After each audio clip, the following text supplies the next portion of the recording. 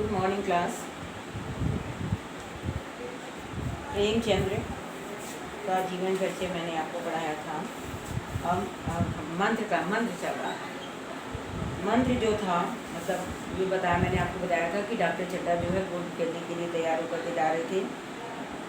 तो इतने में वो बूढ़ा जो होता है, बूढ़ा भगत अपने बेटे को लेकर के आता है और उनसे दुआई की भीख मांगता है कि एक बार हमारे बेटे को देख लो।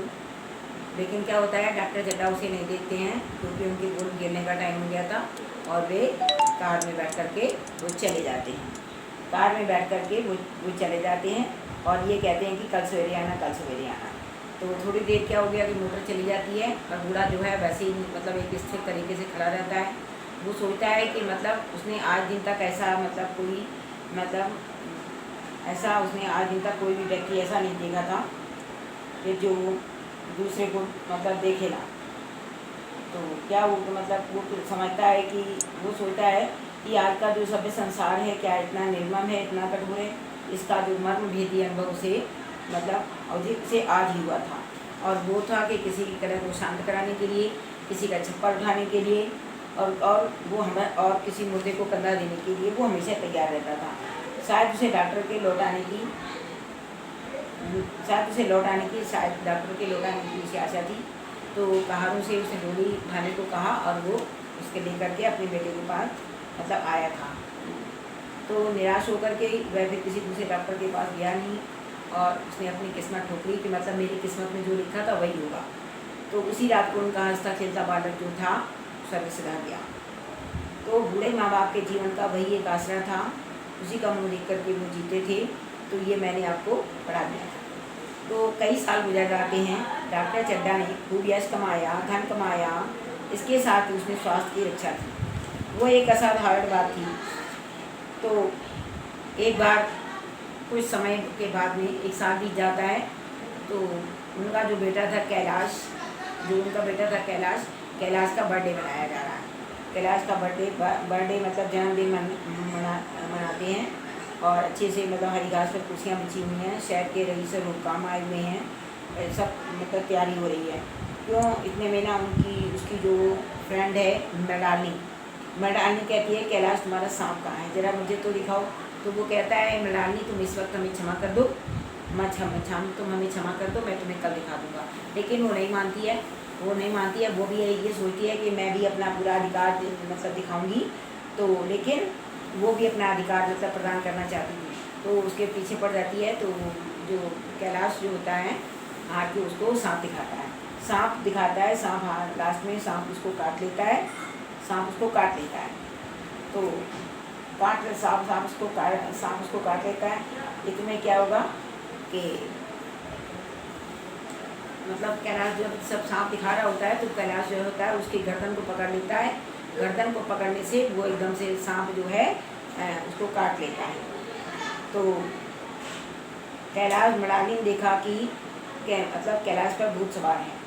तो भूत सवार है किसका, उसको उसका तमाशा दिखाने का, किसका, सांप को। जब उसकी गर्दन पकड़ लेता है तो उसको काट लेता है।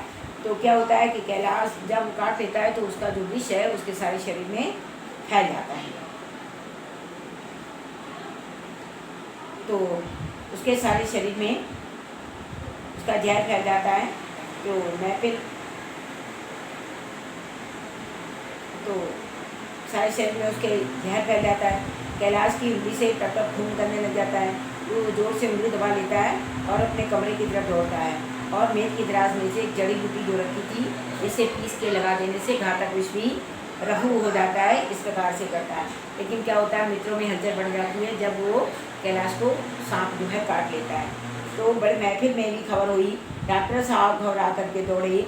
फौरन उंगली की जड़ पकड़ करके कसकर बांध दी गई जहाँ पर उसने काटा था। उसको जड़ी पीसने के लिए दी गई। डॉक्टर साहब जड़ी के कायल न थे।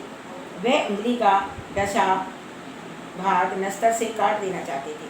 वो डॉक्टर थे, उसका पिताजी जो थे डॉक्टर थे। तो वो चाहते थे कि जहाँ पर सांप ने उसको काटा है उतना भाग जो है उसको काट देना चाहिए, तो जिससे कि जहर जो है आगे ना फैले।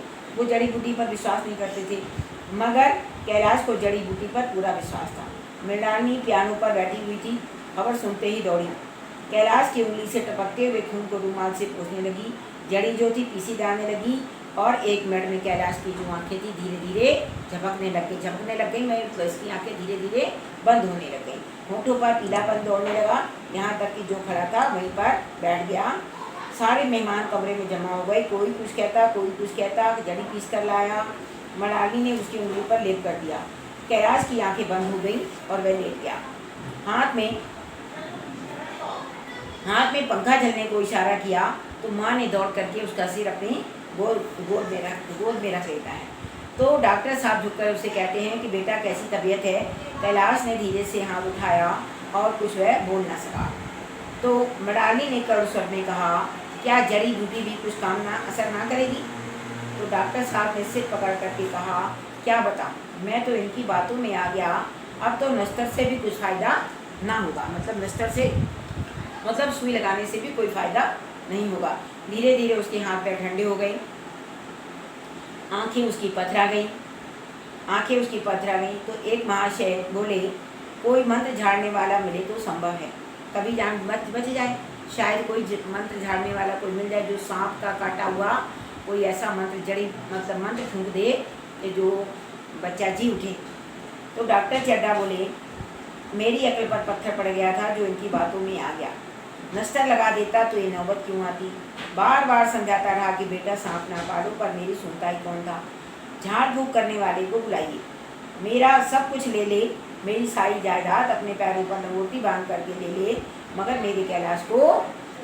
मेरा कैलाश उठ बैठे।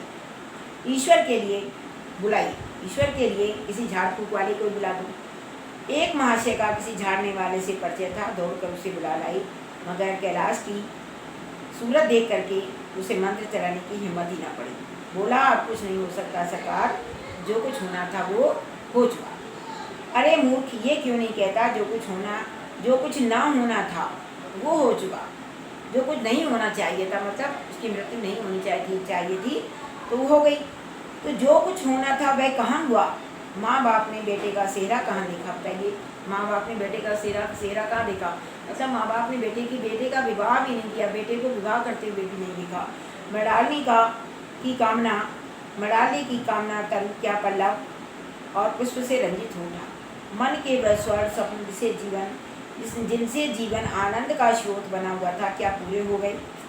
जीवन के नृत्यगमन तारिका मंडित सागर में आमोद की बहार लूटते हुए क्या उसकी नौका जलमग्न हो गई।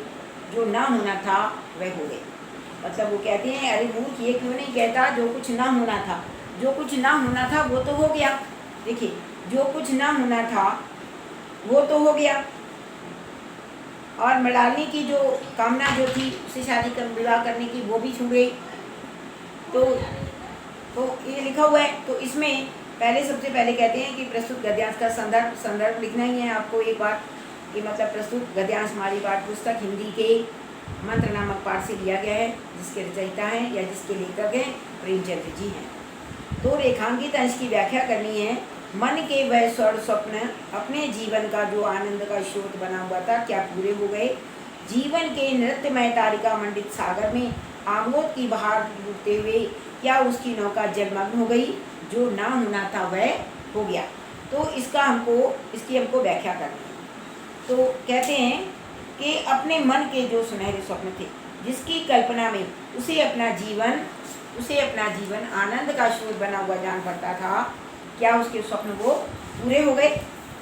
रुपहली चांदनी में आच्छादित रुपहली चांदनी में जो ढके हुए जीवन रूपी सागर में आनंद और हर्ष की जो बहारें लूटने से पूर्व ही उसकी जीवन रोगनों का जलमग्न हो गई। मृणालिनी को हर्ष और आनंद की भावनाएं, मृणालिनी की जो हर्ष और आनंद की जो भावनाएं थी, उसके अंदर जो कल्पनाएं थी, है ना, तो वो सब लुट गई। सुखदायक जिसकी कल्पना की जा रही थी, आज समय ही नष्ट हो गई। जो नहीं होना चाहिए था वह हो गया, मतलब जो ना होना चाहिए था वह हो गया। कितनी अनहोनी घटना हो गई। वह युवा कैलाश जिसके जीवन पर सबकी उमंगें टिकी हुई थी, मतलब मृणालिनी की भी, उसके माता पिता की भी सारी उमंगें, जो उनकी आशाएं टिकी हुई थी, इस अनहोनी घटना के घटित होने से मृत्यु का ग्रास, मृत्यु का ग्रास बन गया। कैलाश जो था मृत्यु का ग्रास बन गया। जो नहीं होना चाहिए था, जो नहीं होना चाहिए था वह हो गया, जो नहीं होना चाहिए था वह हो गया। नौका जलमग्न होना किसका प्रतीक? नहीं, नौका जलमग्न नहीं, रेखांकित इसकी व्याख्या होगी कि कैलाश की प्रेमिका मृणालिनी क्या चाहती थी? कैलाश की जो मतलब प्रेमिका थी मृणालिनी, मृणालिनी जो थी कहते हैं परिणय सूत्र में बंद करके, परिणय सूत्र में बंद करके अपने कामना रूपी वृक्ष को पल्लवित और पुष्पित देखना चाहती थी। मतलब क्या था कि मृणालिनी जो थी, मतलब कैलाश की जो वो प्रेमिका थी मृणालिनी, तो मृणालिनी जो थी परिणय सूत्र में बनकर, परिणय सूत्र क्या होता है? मतलब विवाह सूत्र में बंद करके, विवाह रूपी बंधन में बंद करके। समझा? कैलाश की प्रेमिका मृणालिनी, प्रेमिका कैलाश की प्रेमिका मृणालिनी विवाह रूपी बंधन में बंद करके अपने वृक्ष को पल्लवित और पुष्पित देखना चाहती थी। ठीक है ना? मृणालिनी क्या चाहती थी? मैं कैलाश की प्रेमिका मृणालिनी विवाह रूपी बंधन में बंद करके, विवाह रूपी बंधन में बंद करके उन्हें उसे पुष्पित और पल्लवित देखना चाहती थी। नौका जलमग्न होना किसका प्रतीक होता है? देखिए, नौका जलमग्न होना किसका प्रतीक होता है?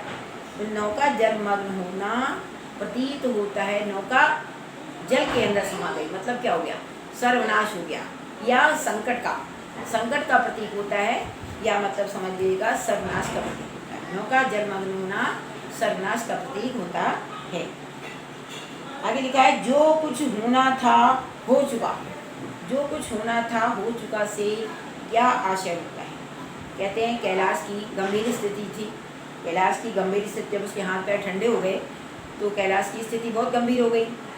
तो कैलाश की स्थिति गंभीर देख करके जो मंत्र झाड़ने वाला जो आता है वो कहता है कि जो कुछ होना था वो हो गया, अर्थात अब कुछ भी संभव नहीं है। जो एक झाड़ वाले को बुलाया गया था तो वो कहता है जो कुछ होना था वो हो गया, मतलब अब कुछ भी संभव नहीं है। यह सुनकर डॉक्टर चड्डा का जो मित्र है गुस्से में आकर के वाक्यांश कहता है, और उसका आशय क्या है? ऐसा युवक जिसने अभी जीवन का सुख भोगने के लिए जीना चाहिए था वह अनहोनी होकर के मृत्यु को प्राप्त हो गया। लिखा है मतलब जो कुछ होना था वह हो गया। जब वो मंत्र झाड़ने वाला जो आया उसने कहा था जो कुछ होना था वह हो गया, तो जब उसने इतनी बात कही तो डॉक्टर चड्डा का जो मित्र था वो गुस्से में आकर के वही जो मतलब उसने बोला है, किसने? झाड़ वाले ने जो बोला था कि जो कुछ होना था हो गया, तो गुस्से में आकर के कहता है कि ऐसा युवक जिसने अपने जीवन में जिसे अभी अपने जीवन में सुख भोगना चाहिए था, अभी तो उसकी शादी भी नहीं हुई थी, तो जिसे अपने जीवन में सुख भोगना चाहिए था वह अनहोनी का शिकार होकर के मृत्यु को प्राप्त हो गया। मतलब जिसे अभी अपने जीवन का सुख भोगना चाहिए था वह अनहोनी का शिकार होकर के मृत्यु को प्राप्त हो गया। ठीक, तो इस तरीके से आप देखिएगा कि ये जो है ये पहला वाला मोटर चली गई और फर्स्ट और सेकंड वाला छोड़ दीजिएगा, हम आ जाएगा थर्ड वाला। अरे मूर्ख, जो होना था वह हो गया से किसने कहा? लेखक के अनुसार, इसमें देखिए लिखा है लेखक के अनुसार माँ बाप और मृणालिनी ने क्या खोया? लेखक के अनुसार माँ बाप ने क्या खोया? माँ बाप ने अपना बेटा खोया। और मृणालिनी ने क्या खोया? मृणालिनी तो उससे विवाह सूत्र में बंध करके विवाह करना चाहती थी, तो उसने अपना प्रेमी खो दिया। ठीक है ना, उसने अपना प्रेमी खो दिया। और जो कुछ होना था वह कहाँ हुआ? जो कुछ ना होना था हो चुका। इस पंक्ति से लेखक का क्या आशय है? और जो कुछ होना था वह कहाँ हुआ? लेखक के अनुसार माँ बाप और मृणालिनी ने क्या खोया? ठीक है, तो इस तरीके से नंबर 1 और नंबर 2 दो हो गए हैं आपके। अब देखिए लिखा है वही हरा भरा मैदान था, सुनहरी चांदनी एक निशब्द संगीत की भांति प्रकृति पर छाई हुई थी। मित्र समाज था, मनोरंजन के समान थे, पर वहाँ पर हास्य की ध्वनि नहीं थी। वहाँ पर कौन सी ध्वनि थी? करुण ध्वनि, मतलब करुण ध्वनि हो रही थी, मतलब वो रो रहा था, सब लोग वहाँ पर रो रहे थे, मतलब सब वही था, मतलब बर्थडे के लिए जो मनाया गया था। शहर से कई मील दूर एक छोटे से घर में एक बूढ़ा और बुढ़िया अंगीठी के सामने बैठे जाड़े की रात काट रहे थे। बूढ़ा नारियल पीता था और बीच बीच में खांसता था। बुढ़िया दोनों घुटनों में सिर डाले हुए आग की ओर ताक रही थी, मतलब आग की ओर देख रही थी। एक मिट्टी के तेल की कुप्पी ताक पर जल रही थी।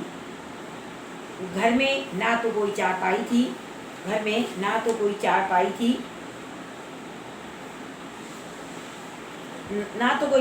थी और ना कोई था बिछौना। एक किनारे थोड़ी सी पुआल पड़ी हुई थी। इसी कोठरी में एक चूल्हा था। बुढ़िया दिन भर उपले और सूखी लकड़ियां बटोरती, बूढ़ा रस्सी बट करके बाजार में बेच आता। यही उनकी जीविका थी। वह ना किसी ने उन्हें रोते देखा और ना किसी ने उन्हें हंसते देखा। उनका सारा समय जीवित रहने में कट जाता था। मौत द्वार पर खड़ी थी, ना रोने की चिंता थी और ना हंसने की फुर्सत। समझा क्या?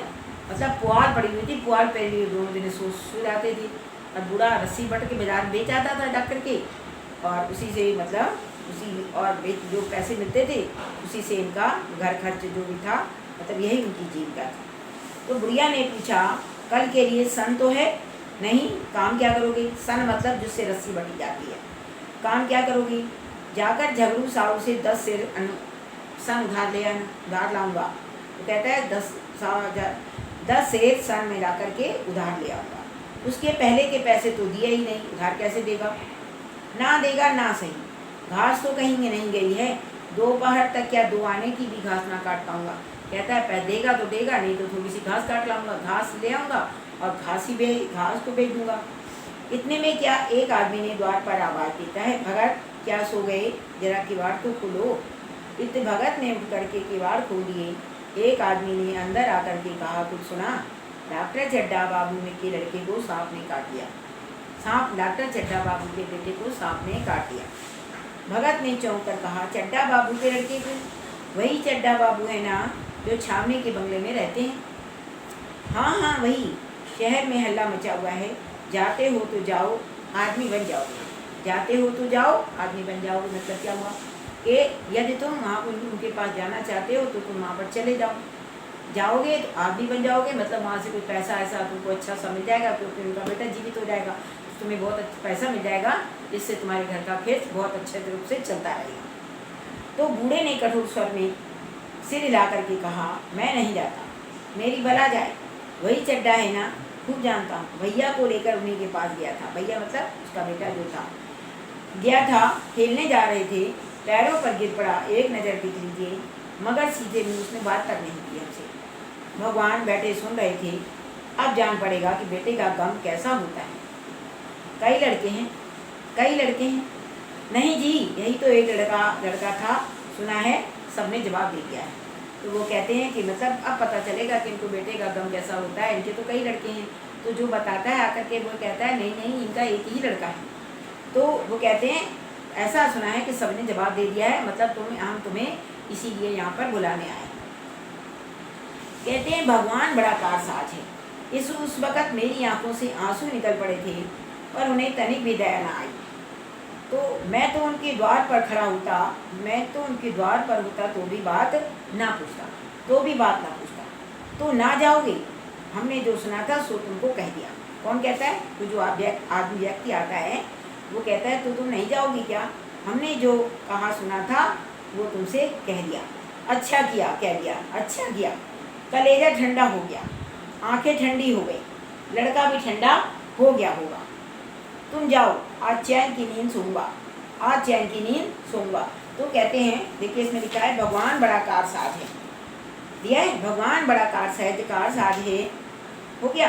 तो गद्यांश का संदर्भ जो है आपको लिखना नहीं है, और इसके आगे लिखा है भगवान बड़ा कारसाज है। तो कारसाज मीन्स क्या होता है कि भगवान जो है बड़ा ही न्यायी है। कहते हैं कि भगवान सबके साथ न्याय करने वाला है, जो जैसा करता है उसको वैसे ही फल प्राप्त होता है। तो वैसे भी है कि भगवान बहुत न्यायी है।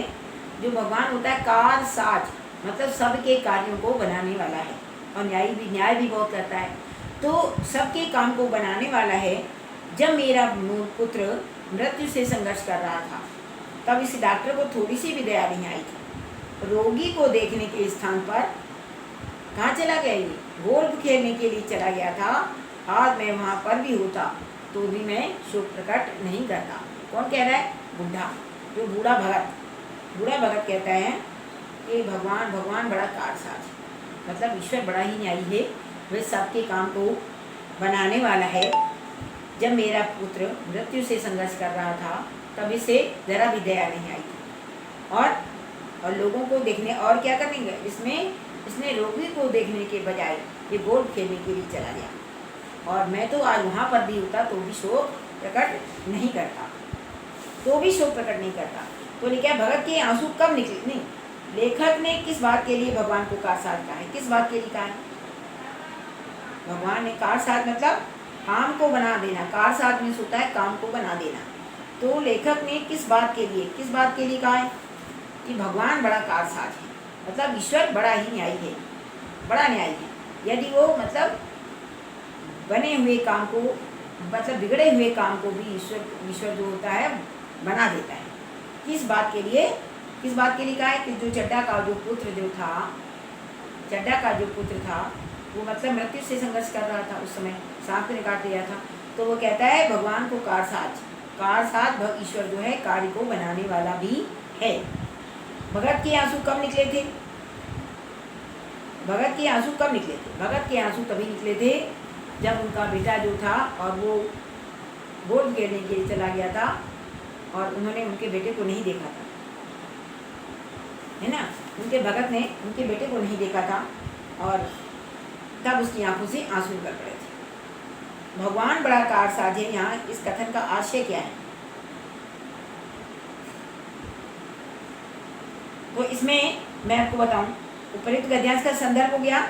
लेखक ने किस बात के लिए भगवान को कारसाज कहा है?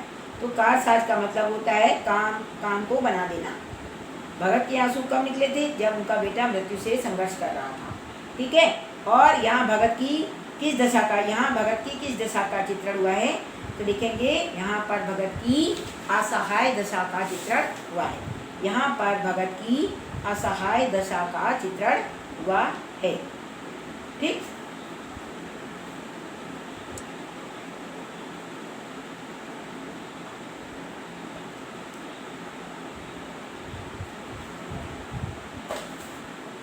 तो देखिएगा,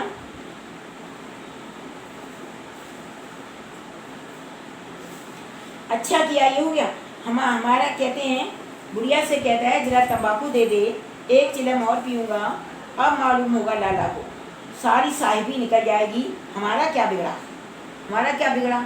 तो कहते सारी साहिबी जितनी साहबपन दिखाते थे वो सब समाप्त हो जाएगी। तो हमारा क्या बिगड़ा?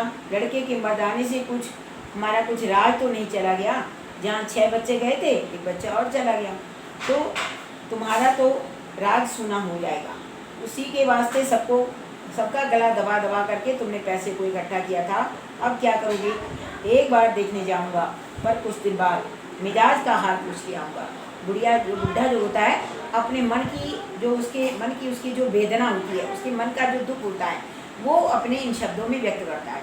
कहता है बहुत अच्छा हो गया, बेटा मर गया, हमारा क्या गया। जहाँ 6 बच्चे गए थे, एक और चला गया, पर तुम्हारी तो साहिबी निकल जाएगी। तुम साहब बने घूमते हो ना जहाँ पर, जिसके लिए तुमने इतना सारा धन जोड़ा है, वो सब किसके लिए? जब तुम्हारा बेटा ही नहीं रहेगा तो वो सारा धन किसके लिए? 2-4 दिन बाद जाऊँगा और फिर उसका हाल चाल पूछूंगा, हाल चाल जाकर ट्यूशन जरूर जाऊँगा। लेकिन क्या होता है, वो आदमी जो था वो चला जाता है। आदमी चला गया, भगत ने किवाड़ बंद कर लिए, तब चिलम पर तंबाकू रख करके पीने लगा। बुढ़िया ने कहा इतनी रात गए जाड़े पाले में कौन जाएगा? अरे दोपहर भी होता तो भी ना जाता, सवारी दरवाजे पर आती तो भी मैं ना जाता। भूल नहीं गया हूँ, पन्ना की सूरत आज भी आंखों में फिर रही है। इसी निर्दयी ने उसे एक नज़र तक देखा तक नहीं था। क्या मैं नहीं जानता कि वह ना बचेगा? खूब जानता था। चड्ढा कोई भगवान नहीं थे कि उनके एक निगाह देख लेने से अमृत बरस जाता। नहीं, खाली बस मन की दौड़ थी। मन मतलब एक मन होता है कि चलो मतलब डॉक्टर को दिखा लें, हो सकता है कि मेरा बेटा बच जाए, मतलब। लेकिन वो कहता है कि मैं जानता था कि वो बचेगा नहीं, लेकिन मतलब एक मन को दिलासा देने की बात थी, ज़रा तसल्ली हो जाती, बस इसलिए उनके पास दौड़ा गया था। अब किसी दिन जाऊंगा और कहूँगा, क्यों साहब, कहिए क्या रंग है? दुनिया बुरा कहेगी तो कहे, कोई परवाह नहीं। छोटे आदमियों में तो सभी ऐब होते हैं, मतलब छोटा जो आदमी होता है उसमें ऐब मीन्स होता है बुराई, तो उसमें बहुत बुराइयाँ होती हैं। बड़ों में कोई ऐब नहीं होता, सभी देवता होते हैं। जो छोटे लोग होते हैं उन्हीं में सब बुराइयाँ हुआ करती हैं। बड़े लोगों में तो कोई बुराइयाँ होती ही नहीं हैं, बड़े लोगों में कोई बुराई नहीं होती है। तो भगत के लिए अपने आप से मतलब अपने मन की वेदना को व्यक्त करता है। भगवान भगत के लिए ये जीवन में पहला अवसर था। भगत के लिए ये जीवन में पहला अवसर था कि वो उसको ऐसा समाचार मिला और वो बैठा रह गया। 80 वर्ष के जीवन में, मतलब 80 साल का हो गया, 80 वर्ष के जीवन में ऐसा कभी ना हुआ था कि सांप की खबर पा करके वह दौड़ा ना गया। माघ उसकी अंधेरी रात, चैत बैसाख की धूप व लू, सावन भादों की चढ़ी हुई नदी और नाले, किसी की उसने परवाह नहीं। वह तुरंत घर से निकल पड़ता था, निस्वार्थ निष्काम। लेन देन का कभी विचार उसके दिल में आया नहीं। वह ऐसा काम ही ना था कि जान का मूल कौन दे सकता है। किसी की जान बचा दो तो जान के लिए किसी की जान बचाने का उसका पैसा कौन दे सकता है? कोई भी जान का तो कोई मूल्य ही नहीं होता है, मूल्य देगा क्या? तो वो कहता था यह एक पुण्य कार्य है। सैकड़ों निराशों को उसके मंत्रों ने जीवन दान दे दिया था, पर आज घर से कदम नहीं निकाल सका। ये खबर सुनकर क्या कर रहा था? वह सोने जा रहा था। सोचता था मैं सो जाता, लेकिन बुढ़िया ने कहा, तंबाकू अंगीठी के पास रखी है, उसके भी आज 2.5 पैसे हो गए, देती ही ना थी। बुढ़िया ये कह कर के लेट गई। कहती है तंबाकू जो थी उसको बुढ़े से कहती है, ये अंगीठी के पास रखी हुई है, उसके भी आज 2.5 पैसे हो गए, लेने गए थे तो दे नहीं रही थी। तो बूढ़े ने कुप्पी बुझा दी। कुप्पी मतलब क्या होता है? कुप्पी किसे कहते हैं? जो गांव में दिया वो होता है, शीशी कोई होती है, दवा शीशी होती है छोटी सी, तो उसमें तेल भर देते हैं और तेल के अंदर एक वो जो होती है रुई की बत्ती नहीं लगाते हैं, उसमें कोई धागा वगैरह होता है या कोई बत्ती बना लेते हैं और उसमें वो उसके अंदर एक शीशी होती है, शीशी के ऊपर ढक्कन लगा होता है, तो ढक्कन में छेद कर देते हैं। छेद करने के बाद में उसमें एक बत्ती बना करके डाल देते हैं, जैसे नाला डाला जाता है, मतलब इस टाइप का कोई होता है, तो उसमें वो डाल देते हैं और रुई से उसको तेल से भिगो देते हैं और बाहर ले और उसी को जला देते हैं। उसी को जलाते हैं तेल से। कुप्पी उसे कहते हैं। कुप्पी जो थी जल रही थी, तो उसने क्या किया, बूढ़े ने कुप्पी बुझा दी, कुछ देर तक खड़ा रहा, फिर बैठ गया और बाद में वो लेट गया। पर यह खबर उसके हृदय में बोझ की भांति रखी हुई थी।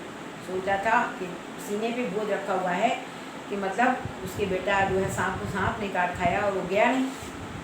तो उसे मालूम हो रहा था जैसे उसकी कोई चीख हो गई है, सारे कपड़े उसके गीले हो गए हैं और उसके पैरों में कीचड़ लगा हुआ है, जैसे उसके मन में कोई बैठा हुआ उसे घर से निकलने के लिए कुरेद रहा है। उसका जो मन जो था वो मन नहीं मान रहा था। कहते हैं जो आत्मा होती है ना, आत्मा, मन के अंदर जो आत्मा बैठी होती है ना, आत्मा कहते हैं कभी भी कोई गलत काम करने से, गलत काम करने को नहीं कहती, वो गलत काम करने से रोकती है और अच्छा कार्य करने को कहती है। पर अफसोस आजकल के लोग जो हैं मन की आत्मा की आवाज़ को सुनते ही नहीं हैं, अपने मन में जो आता है वही कहते हैं। कभी अपनी आत्मा की आवाज़ सुनिए तो ऐसा पता चलेगा कि आत्मा हमें कभी कोई गलत काम करने से, गलत काम करने को नहीं कहती है, वो गलत काम करने से हमेशा हमें रोकती है। तो वो कहता है कि जैसे कोई मन के अंदर बैठा हुआ कह रहा हो, मन के अंदर कोई बैठा हुआ उसे घर से निकलने के लिए कुरेद रहा हो कि जाओ। बुढ़िया जरा देर में खर्राटे भरने लग गई। बूढ़े जो होते हैं बातें करते करते सो जाया करते हैं और जरा सा खटका लग जाए, जरा सी कहीं से आवाज़ आए तो जाग भी जाते हैं। तब भगत उठा, उसने अपनी लकड़ी उठा ली और धीरे धीरे से उसने किवाड़ खोली। इतने में बुढ़िया जो थी जाग जाती है। बुढ़िया ने पूछा, कहाँ जाते हो? कहीं नहीं, देखता हूँ कितनी रात है। अभी बहुत रात है, सो जाओ। नींद नहीं आती। नींद काहे को आएगी? बुढ़िया कहती है, व्यंग कर रही है उसके ऊपर। नींद काहे को आएगी? मन तो तुम्हारा चड्डा के घर में लगा हुआ है, ये चड्डे के घर जाना है। तो चड्डा ने मेरे साथ कौन सी बड़ी नेकी कर दी जो मैं वहाँ पर जाऊँ? अभय आकर के पैरों पड़े तो भी ना जाऊँ। बुढ़ा कहता है तो भी ना जाऊँ। तो बुढ़िया कहती है, उठे तो तुम इसी इरादे से थे, यही सोच करके उठे थे कि चलो चलते हैं चड्डा के घर में, वो आते हैं जा करके। लेकिन नहीं दी, ऐसा पागल नहीं हूँ कि जो मुझे कांटे बोए मैं उसके लिए फूल बोऊँ। बुढ़िया फिर सो गई। इतना बात कह करके बुढ़िया सो जाती है। बुढ़िया फिर सो गई। भगत ने किवाड़ लगा दिए मतलब किवाड़ को बंद कर दिया और फिर आकर के बैठ गया। पर उसके मन की कुछ ऐसी दशा थी कि जो बाजे की आवाज़ कान में पड़ते ही उपदेश सुनने वालों की होती है। आंखें चाहे उपदेशक की ओर हों, पर कान जो होते हैं बाजे की ओर ही होते हैं। दिल में भी बाजे की ध्वनि गूंजती रहती है।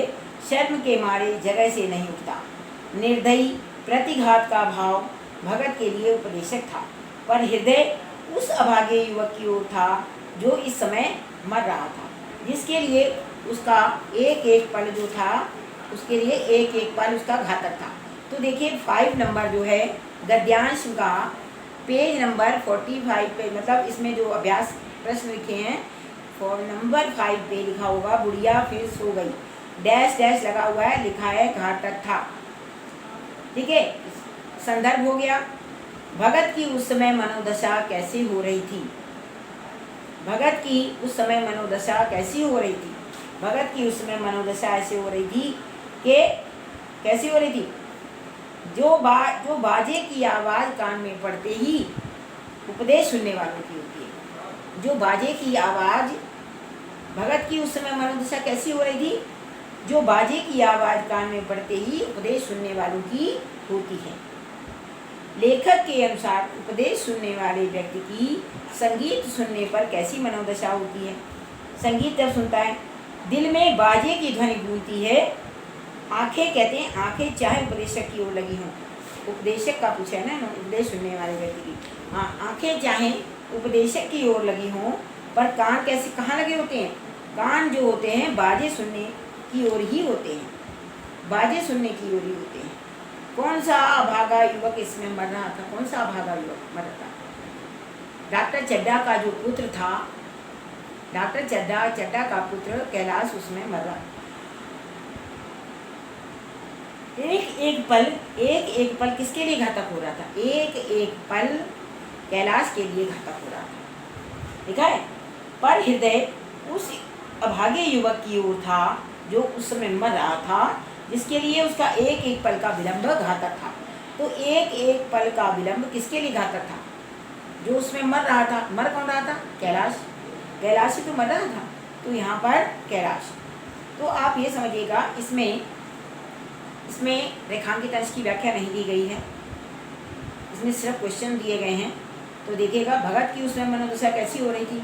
भगत की उसमें मनोदशा ऐसी हो रही थी जो बाजे की आवाज़ कान में पड़ते ही उपदेश सुनने वालों की होती है। देखिए इसमें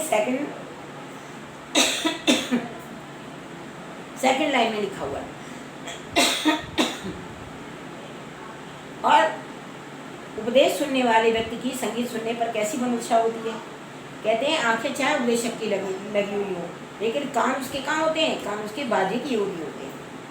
कौन सा भागा युवक उसमें मर रहा था? कैलाश। कौन सा भागवा युवक उसमें? कैलाश उसमें मर रहा था। एक एक पल किसके लिए घातक हो रहा था? उस व्यक्ति के लिए, कैलाश के लिए, जो उसमें जिसकी मृत्यु हो रही थी। उसका एक एक पल का विलंब देरी जो थी वो उसको मृत्यु की ओर लेकर के जा रही थी।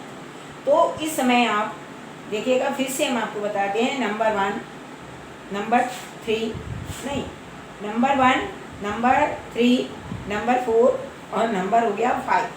1, 3, 4 एंड 5, ये चारों जो हैं इसको आपको लिखने हैं, ठीक है।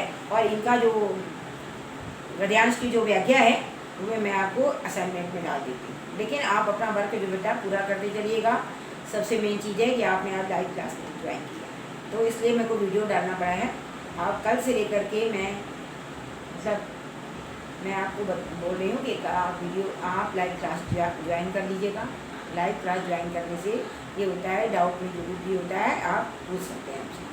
ठीक है बेटा, ठीक है, ओके बेटा, नेक्स्ट डे।